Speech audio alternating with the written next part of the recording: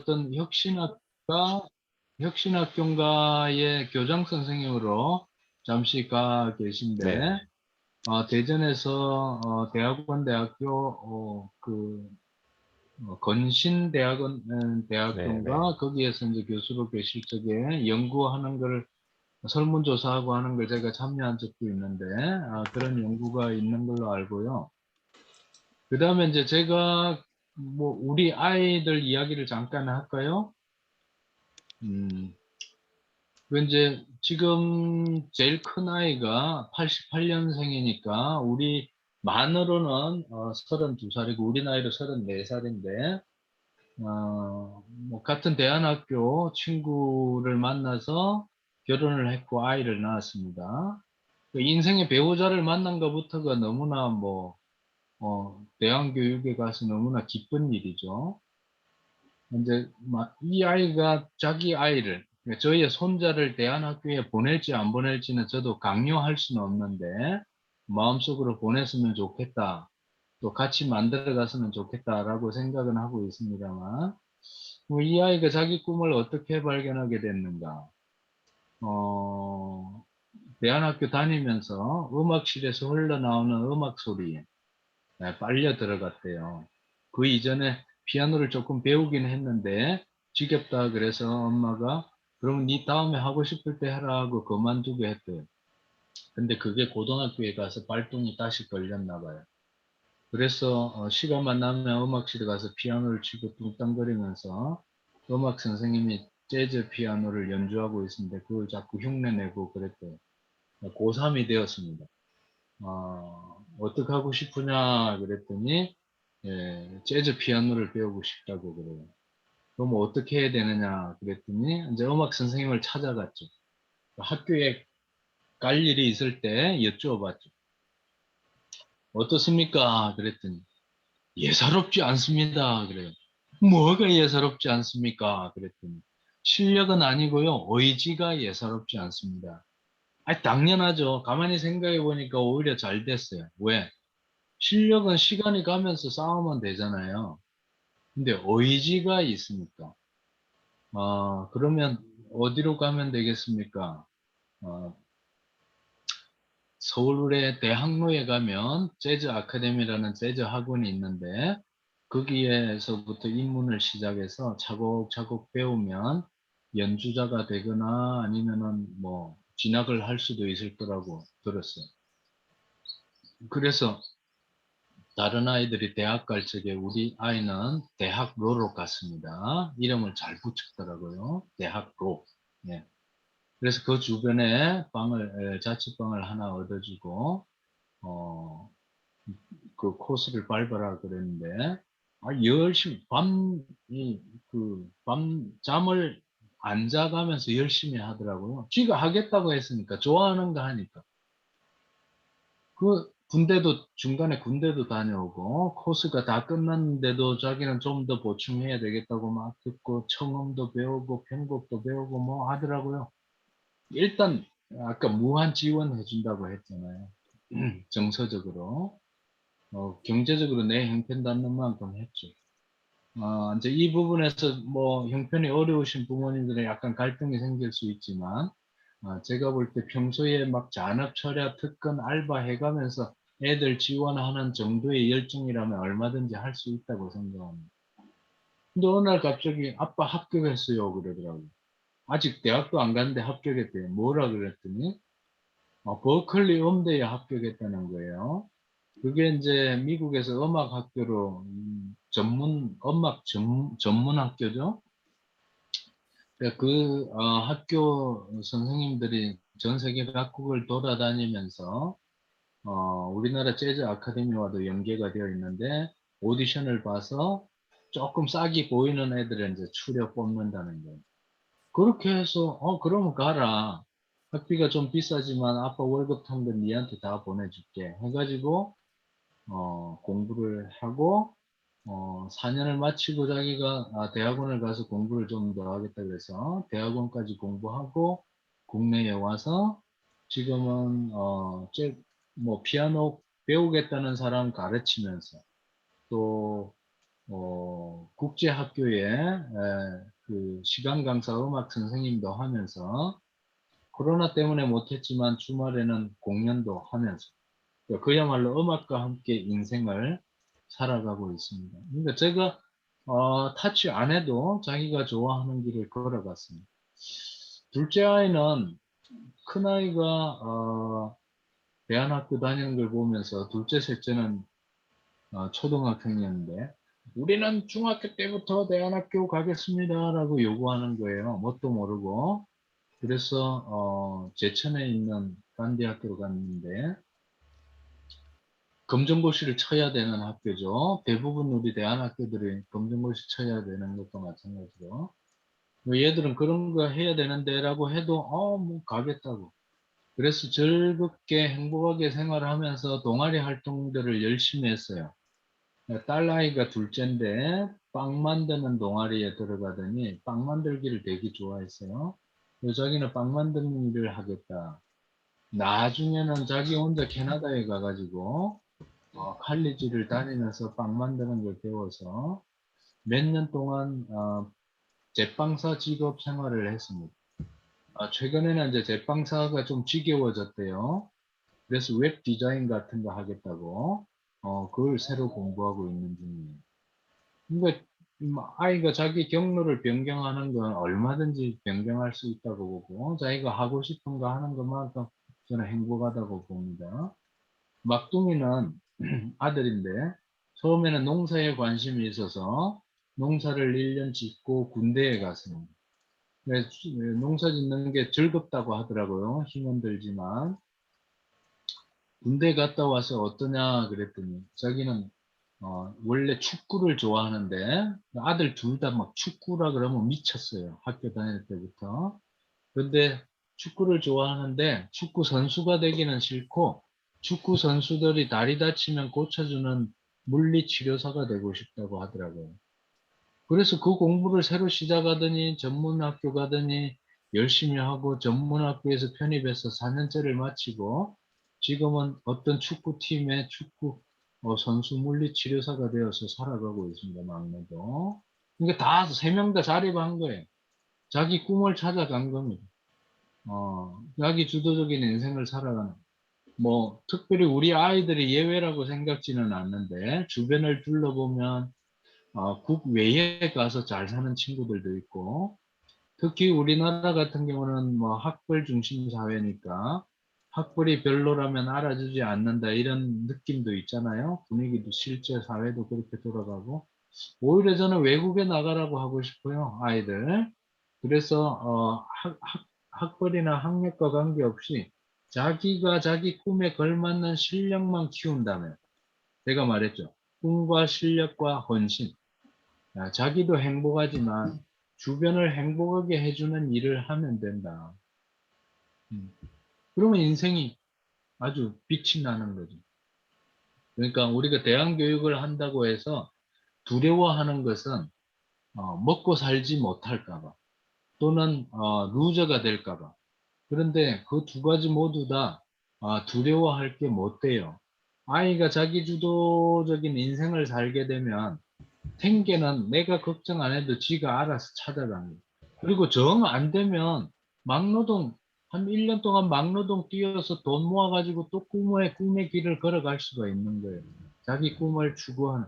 그러니까 우리 어른들은 늘 생계의 길만 걸어왔잖아요. 생계의 길과 꿈의 길이 있는데 생계의 길만 열심히 걸어가서 성공한 사람은 생계는 성공해도 꿈은 못 키울 수가 있어요.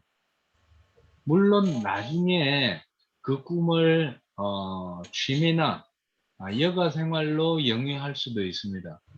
그러나 생계를 해결하느라고 돈벌이 하는 과정에서 심신이 피곤해지고 자기 인간성을 상실할 가능성이 더 높아요. 우리 주변을 둘러보세요. 근데 꿈의 길을 걸어가는 사람은 말 안 해도 자기 생계는 자기가 해결해요. 된장찌개에 김치 하나만 있어도 먹고 사는 거는 되잖아요. 화려하게 안 먹어도 돼.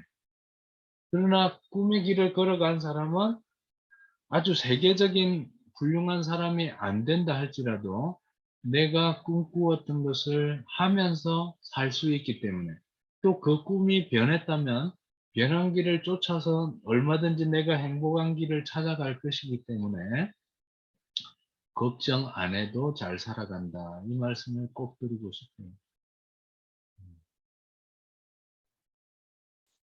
네로님 도움이 좀 됩니까? 네, 고맙습니다. 우리 부모님은 최대의 걱정이 과연 내가 아이를 더 이상 보살피지 못해도 죽어도 아이가 잘 살 수 있을까 겁이 나기 때문에 불안하고 두렵고 그래서 여러 가지 잘못 걸어온 길이 아닌가 하고 원점 회귀해서 이웃집 아줌마에 넘어가 버리는데 이웃집 아줌마의 말씀을 조심해야 됩니다. 아무리 좋은 교육 듣고 좋은 강연을 들어도 이웃집 아줌마와 커피 한 잔 마시고 나면 좋은 학원 어디야, 좋은 학습지 어디야, 좋은 가외 선생 어디야 하고 모든 게 허물어지는데 앞으로는 그런 이웃집 아줌마와 함께 참 교육을 함께 만들어 나가야 되지 않느냐 이런 생각이고 학력이나 학벌에서 성공한 자들이 얼마나 많이 우리 사회의 빛과 소금으로 살아가는가를 생각해 보면 또 얼마나 진정으로 행복한 삶을 살고 있는가를 찬찬히 살펴보시면 제 말씀이 헛소리인지 아니면 진심으로 하는 소리인지 아실 수 있을 겁니다. 네, 그 정도 말씀드리죠. 보직의 학교 목학께서 저도 아이가 셋인데 너무 귀가 쫑긋 재밌게 들었다고 말씀을 하십니다. 또 다른 네. 분들 질문 있으실까요? 네, 하여튼 고맙습니다. 마늘종님 질문 있다고. 네, 마늘종님 질문해 주세요. 네, 마늘 좀 맛있는데. 네. 예, 고맙습니다. 말씀해 주세요. 네, 안녕하세요. 전 더불어가는 배움사업실 학부모이고요. 네네. 오늘 품고 있었는데 그 전 질문에 대한 답변을 들으면서 어느 정도 해소가 돼가지고요. 따로 질문 드리지 않아도 될 것 같고. 감사합니다. 네. 오늘 저는 오늘 오신 부모님이나 선생님들이 일당 100 이상이라고 생각합니다. 자기 삶을 통해서 또 아이들의 삶을 통해서 우리 주변에 신선한 영향력을 엄청 많이 끼칠 거라고 보고요. 그런 점에서 오늘 강의가 나름대로 의미 있는 시간이 아닌가 생각합니다. 네, 뭐 꼭 질문이 아니라도 좋아요. 제 이야기 듣고 필히 와닿았던 부분, 좀 공감이 되는 부분을 한마디 강조해 주시는 것만 해도 또 다른 부모님이나 선생님들께 힘이 될 것 같아요. 네, 제가 조금 자랑하는 자랑을 조금 하고 싶은데 제가 오늘 네네. 조금 얼굴을 좀 보여주시면 좋겠어요. 제 화면에 안 나타나서. 그래요? 저는 지금 비디오 다 켜긴 켰는데요. 네네.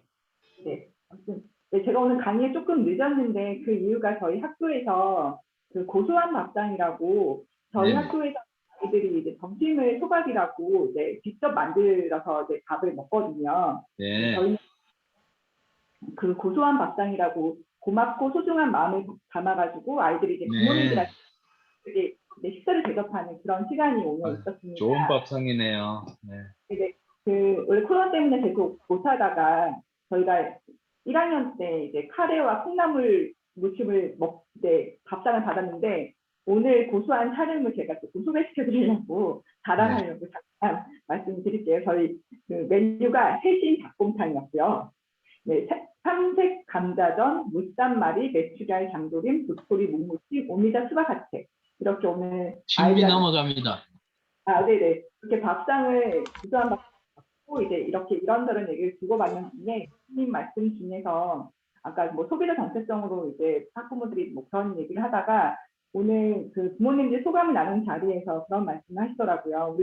저희 이제 아이들이 13명이 함께 같은 반에 있는데 13남매를 키우고 있는 부모라고 맞아요. 이제 네. 식구들이랑 사회적 같이 부모죠. 그러면서 그런 얘기 나누었는데요. 가장 기억에 남는 거는 아이들이 편지를 썼는데 각자 이제 부모님들한테 편지를 남긴 거예요. 이런 경우는 제가 처음인지라 아이들한테 편지를 받은 적이 있지만 아이들 친구에게 편지를 받는 건 처음이었잖아요. 네. 이런 것들 저는 이제 대안학교를 중고등학교 대안학교 처음 이제 일반 학교를 보내다가 이제 보냈는데 그런 어떤 색다른 경험을 통해서 그 교수님과의 어떤 얘기를 통해서 약간 조금 좋았고 이런 것들 좀 잘 전해서 잘 전하고 싶은데 그게 조금 힘든 현실이 조금 안타깝기도 하고요. 이 코로나 때문에 네네. 약간 아까 질문이 뭐였냐면은 네. 그런 것들 그거였어요. 지금 현재 이제 아까도 부모님 자주 만나고 어울릴 수 있는 시간을 많이 만들어라라고 하셨는데 저희가 이제 코로나라는 시간 때문에 정말 이제 거의 만날 수 없는 그런 시간이었잖아요. 근데 대한교육이 특징이 어떻게든 만나고 서로 소통하고 그런 그런 과정들이 많은데 이 코로나로 인해서 어떤 줌이나 이런 온라인의 한계는 분명히 있거든요. 저는 중고등이라서 그나마 조금 온라인 수업이 가능했지만 정말 그 어린 아이들 같은 경우는 거의 미디어를 좀 접하지 않는 그런 대안학교 현장에서는 이 코로나 시기가 정말 힘들었다는 얘기를 들어서 근데 저희 이제 거의 앞으로 정말 걱정되는 거는 또 이런 시기가 또 오지 않으리라는 주장할 수 없잖아요. 그럴 경우에 이런 것들을 어떻게 좀 극복해서 나갈 수 있을까? 대안학교가 가진 어떤 교육의 어떤 힘이라든지 이런 특성들을 잘 살릴 수 있는 구현할 수 있는 그런 장이 만들어지지 않으면 조금 힘들지 않나 약간 그런 생각이 들어서 약간 그런 거에 대한 고민이 가장 큰 것 같아요. 그래서 약간 이 줌을 통해서 지금 멀리 계신 교수님하고 얘기하고 소통할 수 있는 건 정말 큰 장점이긴 하지만 이게 어떤 그 교육의 현장으로 와서는 이게 큰 어떻게 보면은 이제 큰 장점이 될 수도 있지만 또 하나의 큰 단점이 될 수 있는 거니까 맞아요. 네. 궁금하기도 하고 걱정되기도 하고요. 이런 것들 좀 궁금했습니다. 어떤 다른 역시 네. 봄내고 싶지 뭐 이런 것들요. 네네. 반갑습니다. 네. 고맙고요.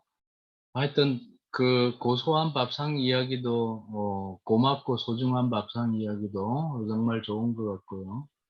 저도 평소에 그렇게 생각합니다. 우리가 아이들이 대안학교를 통해서 가정에서 잘 접하지 못하던 밥상을 많이 접하고 또 무의당 장일순 선생님의 가르침처럼 이 쌀 한 알 안에도 밥 한 그릇 안에도 천지인 이 세 가지 기운이 함께 모여 있다. 우주적인 협동의 결과가 이 밥알 하나에 모여 있다. 이런 가르침을 되새기면서 밥상을 나누는 체험들 굉장히 소중한 과정이라고 보고요. 또 그렇게 건강한 음식, 패스트푸드나 정크푸드가 아니라 건강한 음식을 먹고 자라는 아이들이 아까 자기 주도적인 인생을 살아가는데 굉장히 중요한 기본적인 체력과 에너지 그리고 어떤 영성적인 에너지 이런 게 함께 나온다고 생각합니다. 그런 걸 함께 배우고 얻는 과정이라고 생각하고요. 우리 마늘종님의 질문에 직접 답하자면 당연히 이 제대로 된 교육이 되려면 눈빛을 마주치고 눈빛으로 교류하고 몸과 마음을 나누는 과정들이 필요하죠. 그런데 코로나 상황과 같은 거는 우리가 제어할 수 없는 변수잖아요. 그래서 어쩔 수 없이 사회적 거리두기처럼 제한적인 그런 여건이 마련되면 어쩔 수 없지만 그런 여건이 오더라도 최소한 그 사회적 거리두기 범위 안에서 소규모로 한둘이씩 서너 명씩이라도 만나는 과정을 부분적으로 할 수 있고 또 극단적으로 만나지 못하는 상황이라면 부모와 아이가 함께 손잡고 들로 산으로 나가는 과정 속에 또는 일상생활 속에 대안학교의 체험을 집에서도 얼마든지 연장으로 할 수 있다고 생각하고요. 그리고 이 평소에 코로나 상황이 왜 오게 됐는가? 결국은 제가 볼 적에 자본주의적인 대량 생산과 대량 소비, 대량 폐기과 관계 속에 동물들의 서식지를 파괴하고 야생 동물을 음식물이나 실험 대상이나 이런 과정들을 통해서 그리고 지구 온난화까지 겹쳐가지고 얼어붙어 있던 땅에 얼어붙어 있던 바이러스가 활성화되고 따뜻해지면서 이러면서 세계적인 여행을 통해서 비행기나 자동차 바퀴를 타고 우리에게 옮아오게 되고 등등 이런 과정들을 우리가 생각한다면 세계적인 이동도 하더라도 조심스럽게 해야 되고 10번 할 걸 5번 하고 이런 식으로 횟수도 좀 줄여내야 되고 그리고 평소에 우리 아이들의 그 어떤 신체적인 저항력, 면역력 이런 거 아까 고소한 밥상이라고 그랬잖아요. 그럼 기본적인 체력이나 저항력, 면역력을 기르는 데 중요하다고 봅니다. 그런 게 이제 문제의식이 함께 세계적으로 고양이 된다면 코로나 같은 상황을 미연에 방지할 수 있겠죠. 쉽지는 않지만 그런 상황이 안 오게 될수록 우리는 직접 만나서 함께 눈빛을 교류하면서 이야기 나누고 성장할 수 있는 기회가 더 많아지겠죠. 하여튼 그 말씀으로 마늘종님의 질문에 답변 드리겠습니다. 네, 선생님 질문이 이제 2개, 4시를 향해 가고 있는 4시 1분인데요. 질문이 2개가 올라와 네네. 있고, 네. 네, 안양 발도르프학교 신지선님께서 질문을 주셨는데, 마이크 네. 채팅을 통해서 질문을 주셨는데, 마이크를 켜고 질문을 주실 수 있으실까요? 한번 말씀해 주시는 것도 좋을 것 같아요.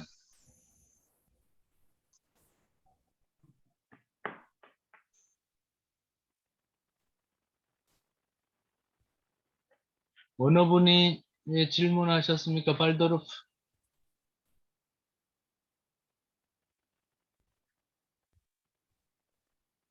마이크 켜고 말씀하시죠. 푸른 숲도 있고 안양도 있고 아니면 채팅창에 이미 올라와 있으면 네, 그러면 제가 읽어드릴게요. 네네네. 장애아와 장애 아동의 부모는 대안학교에서 어떻게 살아가는 것이 좋을까요? 라고 질문을 주셨습니다. 그러시구나. 예. 참 저도 크게 답이 없는데요. 뭐 원칙적으로는 장애아와 장애아의 부모가 대안학교에서 함께 창조자로 동참하고 함께 살아가는 게 답이죠. 정답이죠. 물론 이제 여러 가지 그 어려움들이 존재할 걸로 생각은 합니다. 그런데 우리가 통상적으로 장애인 내지 장애우를 바라볼 적에 그 기준이 소위 말하는 비장애인 내지는 정상인을 기준으로 바라보게 되는데 뭐 저도 마찬가지인데 늘 시야를 좀 넓혀서 생각해야 될 것 같아요.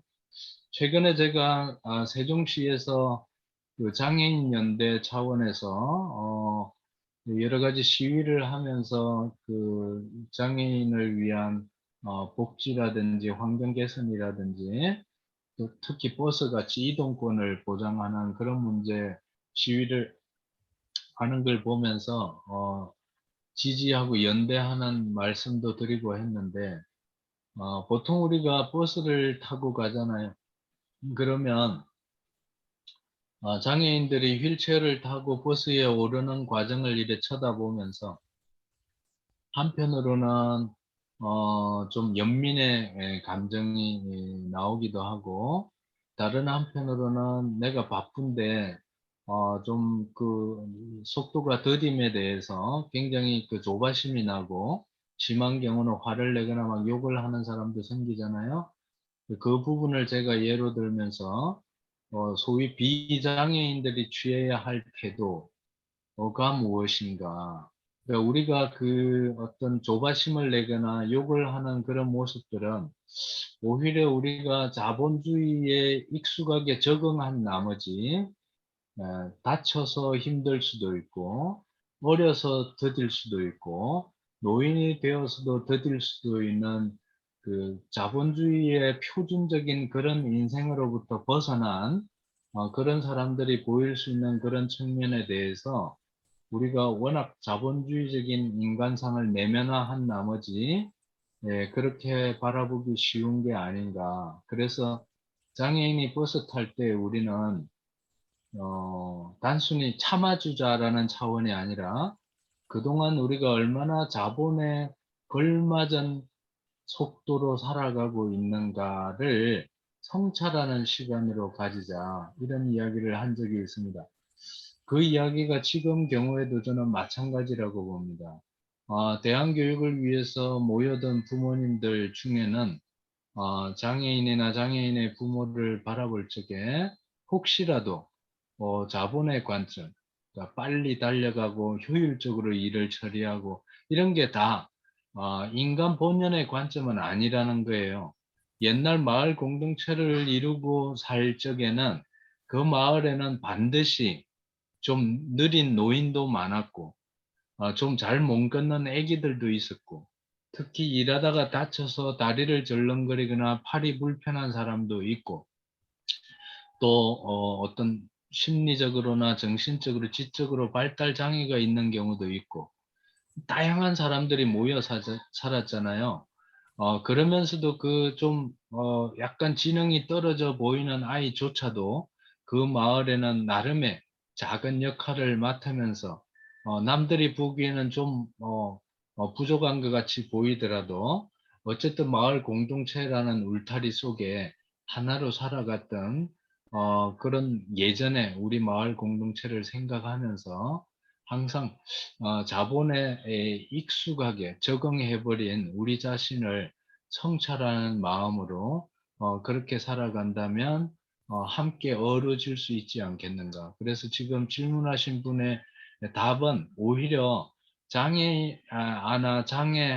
부모님이 어떻게 해야 되겠는가 보다는 비장애아의 부모님이 이런 자세로 함께 임한다면 훨씬 조화롭게 갈 수 있지 않겠는가 이 말씀으로 제 답을 마무리하겠습니다. 교수님 감사합니다. 그 네네. 질문은 한 가지가 남았고요. 네. 채팅창에 보면은 교수님 대웅터 길 초롱님께서 좋은 강의 감사드리고 대안학교 중등과정으로 첫걸음했는데 가족들에게 좋은 밑거름이 될 것 같다라고 말씀을 주셨고요.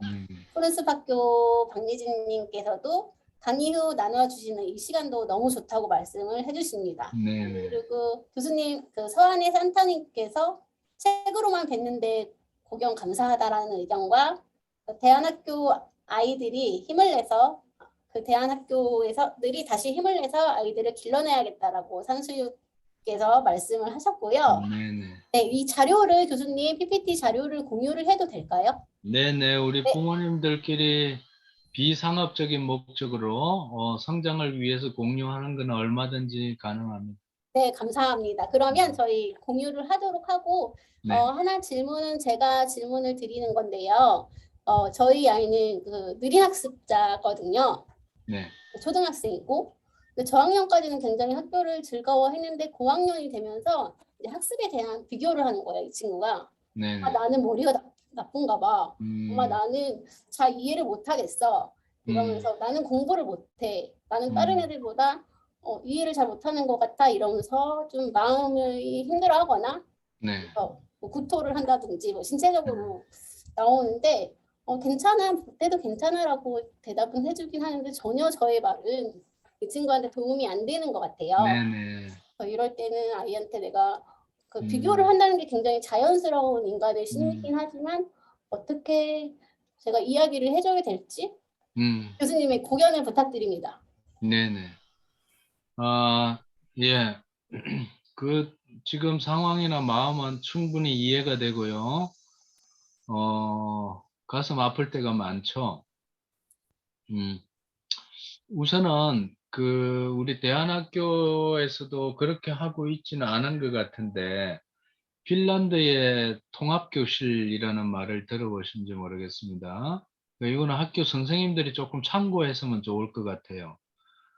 5학년과 1학년, 6학년과 1학년, 5학년과 2학년, 3학년과 4학년이 같은 교실에서 공부를 하는 모델을 상정해 보죠. 핀란드 교육 사례에서 그런 게 나오더라고요. 그러면 이제 선생님이 모두에게 설명해 주는 시간도 있지만 너희들끼리 해봐 그러면 6학년에 1학년을 가르쳐 주는 거예요. 자, 1학년 입장에서는 선생님께 질문하기 곤란하거나 꺼려지는 것도 언니, 오빠, 누나, 형이기 때문에 마음대로 질문할 거 아니에요. 한국 부모님들은 그런 교실을 보면 야, 우리 6학년 아이가 중학교나 고등학교 공부하기도 바쁜데 왜 동생들을 가르쳐 주는데 시간 낭비하느냐 이러실 텐데 그게 아닌 거예요.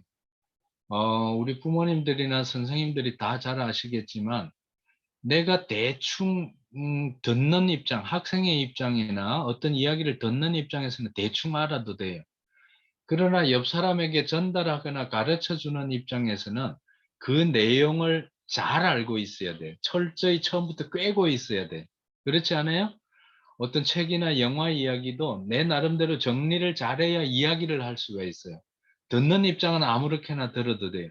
그리고 사지선다형으로 찍을 때는 대충 찍을 수 있어요. 듣기만 해도.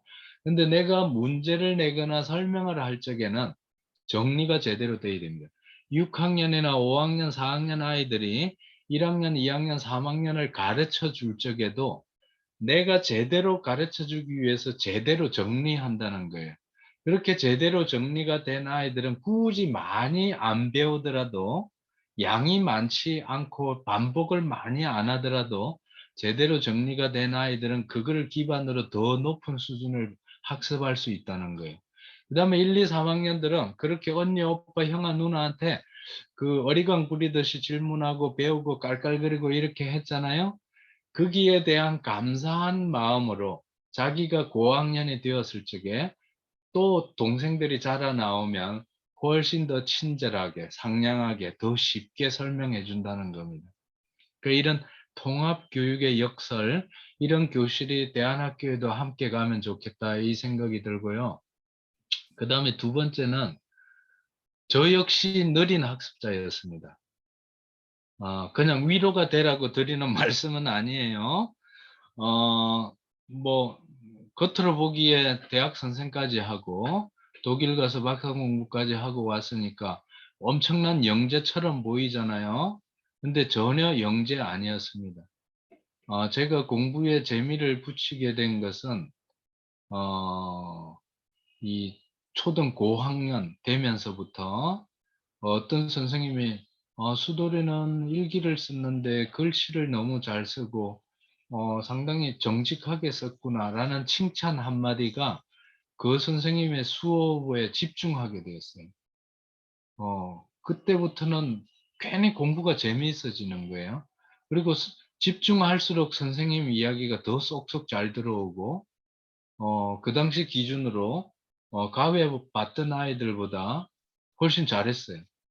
물론 잘한 걸 자랑하려고 하는 건 아니고, 그래서 제가 가만히 생각해 보면 일종의 동기부여, 겉으로는 선생님이 칭찬해서 춤추기 시작했지만 내가 스스로 하나씩 깨우치는 거에 재미를 붙인 순간 스스로 발동이 걸리더라는 거죠. 그래서 우리 그 맹달의 아드님인지 따님인지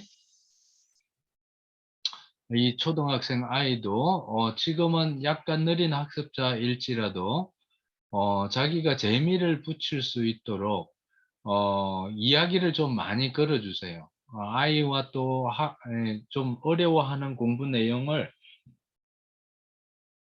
선생님이 케어해 줄 수 없다면 부모님이 또는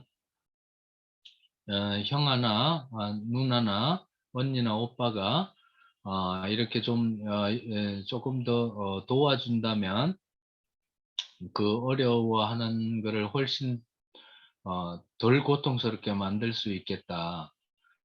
그래서 뭐 다른 아이들보다 빨리 가자가 아니라 최소한 친구들과 함께 발걸음을 맞추려고 노력하는 것은 저는 본연의 모습이라고 생각하고요.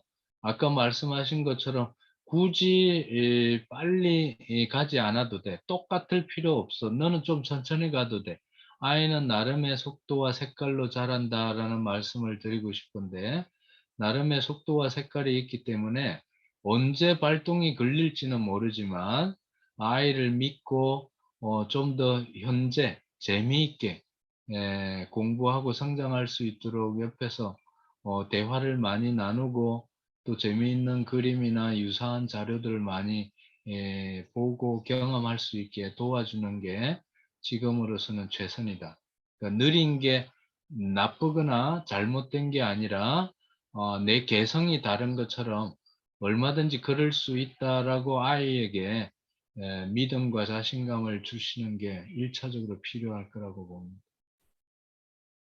감사합니다. 네. 학교에서나 통합 선생님도 저도 같이 노력하고 있는데 이제 막 사춘기고 이러니까 마음이 좀 힘든가 봐요, 친구가. 네. 네. 교수님 말씀 많이 도움이 됐고요. 네. 다음에는 공교육 정상화에 대한 강의도 부탁드린다는 의견도 있었고, 네, 그 대안교육이 주축이 되려면 변두리에만 머물러서 안 될 것 같다라는 서한의 산타님께서 그 의견을 말씀이요. 주셨습니다. 예. 이 말씀은 제가 이렇게 드리고 싶어요. 우리 대안교육이 한 20년, 25년 이렇게 되는데요. 물론 좀 더 깊은 역사로 따지면 공성의 풀무학교와 같은 58년에 만들어진 학교인데 아주 앞서가신 분이 대안학교를 만드신 거나 다름없죠. 이제 그걸로 따지면 뭐 벌써 50년 넘는 60년 60년 넘는 세월인데 근데 이제 지금 말씀하신 대안교육은 대체로 이제 90년대 중반부터 생기기 시작했죠. 대대적으로. 그래서 이제 그런 관점에서 보면 제도권 교육 바깥의 대안 교육이 제법 활성화되었습니다. 그리고 아직도 여러 가지 면에서 어려움을 겪고 있는데 역으로 제도권 교육, 공교육 안에 혁신교육, 무지개교육, 행복교육 하면서 많이 생겨났잖아요. 교육감도 혁신교육감이 많이 나왔고 최근에 선거에서는 예전보다 후퇴는 했지만 그래도 여전히 중요한 근간을 이루고 있는데 물론 앞으로 몇 년 동안 퇴보할 가능성이 높아졌지만 그럼에도 불구하고 이제 제도권도 많이 꿈틀거리죠. 정교조나 장교육 학부모의 평등 학부모의 등등 존속하고 있고요. 이제 요약하자면 잘못된 공교육이 있었고 거기에 대한 안티테제로 대안교육이 활성화되었습니다. 근데 바깥의 대안교육의 물결이 영향을 주어서 제도권의 변화도 추동했다고 봐요. 그러니까 이 움직임들이 앞으로 몇십 년에 걸쳐서 그 사이에 저는 뭐 이제 인생을 마무리해야 될 시간도 오겠지만 뭐 당장은 아니라 할지라도 앞으로 몇십 년 사이에 이 두 가지가 수렴이 되어서 저 자신도 궁극적인 해답은 공교육이 대안교육처럼 되는 게 해답이라고 봐요. 그렇게 되려면 온 사회가 권력이나 자본에 대한 탈자본, 탈권력의 패러다임. 그래서 우리는 누구나 보통 사람으로서 인생의 주인공으로 살아가고 자본으로부터 자유롭고 평등하게 이렇게 살아가는 사회를 만들면 분명히 공교육이 대안교육처럼 정상화되리라고 봅니다. 그게 아니라 지금 아까 제가 초두에 드린 바와 같이 대통령이나 교육부 장관이 교육은 산업을 위한 인재 양성의 광장이다 라고 바라보기 시작한다면 광장이 아니라 공장이 되겠죠. 노동력 공장. 제가 나부터 교육혁명, 더불어 교육혁명을 쓰면서 누누이 강조한 교육이 노동력 생산 공장이 되어서는 안 된다라는 거에 완전히 이제 거꾸로 가려고 하고 있는데 그 관점으로부터 우리가 경계심을 가지고 더욱더 힘을 모아서 대안교육이 제도권 교육의 중심을 차지할 수 있도록 큰 그림으로 가야 된다. 그나마 지금 대안교육이 사실 버티기도 힘든 경우도 많잖아요. 그래서 더욱더 우리 부모님들이 힘을 모으고 마음을 모으고 에너지를 모으고 형편 닿는 대로 여러 가지 경제적인 지원도 하고 그래 뭐 경우에 따라서 학비 내는 것도 버거울 때가 있지만 학비 이상의 후원금도 내시고 제가 쓴 책을 여러분들이 사주시고 읽어주시잖아요. 그런 데서 나오는 10%의 수익금을 제가 대한학교, 환경운동, 각종 인권단체의 후원금으로 보냅니다. 책을 통해서 돈을 벌고 싶지는 않거든요. 그런 것처럼 여러분들도 나름대로 자기가 먹고 사는 거에 지장이 없는 한, 뭐 아주 숭고한 분은 지장을 가지면서 자기가 굶주려 가면서 안중근 의사처럼 목숨까지 바치면서 나라를 위해서 살아간 분도 계시지만 보통 사람들은 그까지 요구할 수는 없고 자기 삶의 생계 유지에 지장이 없는 한 이렇게 대안교육을 살리고 또 사회운동을 살려서 우리 전체 사회가 좀 더 인간적인 것으로 갈 수 있도록 힘을 보태는 게 우리가 해야 할 일이 아닌가 그런 생각을 합니다. 고맙습니다. 네, 마지막 의견을 주셨는데요. 네. 결과 유경란님께서 결과 중심적 삶이 아닌 과정 중심적 삶이 행복으로 이끈다. 느낌을 속이는 구조들을 살피면서 살아가면 된다는 말씀에 공감됩니다. 네, 감사합니다라고 고맙습니다. 의견을 주셨습니다. 네. 네, 저희 이제 곧 마무리 할게요. 네. 마무리, 교수님 마무리. 저에게 한 30초만 주실랍니까? 네. 네. 제 마지막 슬라이드가 이제 두 가지 보여드릴 텐데 참된 행복은 즐겁게 일하고 더불어 사는 것이다. 경쟁공화국, 중독공화국, 이제 검찰공화국까지 넘어가야 됩니다. 소통과 연대로 이 시기를 좀 넘어갔으면 좋겠고 마지막으로 오늘 행복을 내일로 미루지 말라는 말씀을 늘 제 강의 끝에 드리는데 그 이유는 자본이나 권력은 오늘 할 일을 내일로 미루지 말라고 그래요. 꼭 일을 우선시합니다. 그러나 우리가 일을 하는 이유도 행복한 삶을 위해서 하는 거예요. 그래서 아이들이나 어른들이나 오늘 행복을 오늘 찾으면서 그리고 그렇게 하기 위해서라도 주변 친구들이나 선후배들과 꼭 손을 잡고 연대하면서 나아가시자. 이 말씀으로 오늘 강의 모두 마치겠습니다. 고맙습니다. 교수님 박수. 네, 감사합니다. 네, 고맙습니다. 오늘 교수님 강의 자료는 각 학교 대표분들께 공유를 해드리고요. 녹화분도 곧 공유를 해드리도록 하겠습니다. 그리고 우리 심편님 학부모님들 아까 교수님께서 말씀하신 인생 공동체에 오신 것을 환영합니다. 그리고 아이들도 우리 모든 아이들이 꿈의 길을 걷는 아이들이 되기를 소망합니다. 오늘 교육 들어주셔서 감사합니다. 네, 고맙습니다. 감사합니다. 토요일 오후에 모두 고생하셨습니다.